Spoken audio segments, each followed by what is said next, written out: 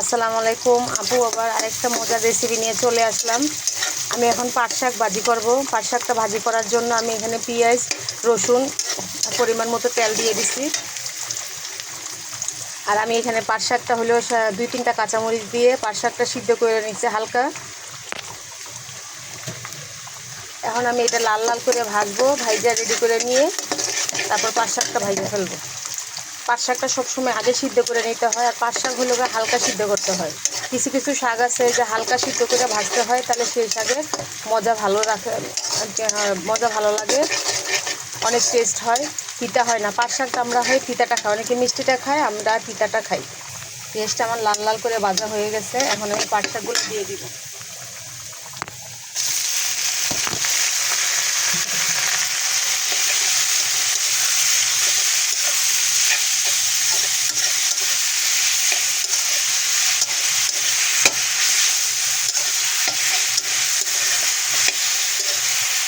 এবারে পাট শাক অনেক মজা হয়, আমার কাছে সেই স্বাদ লাগে।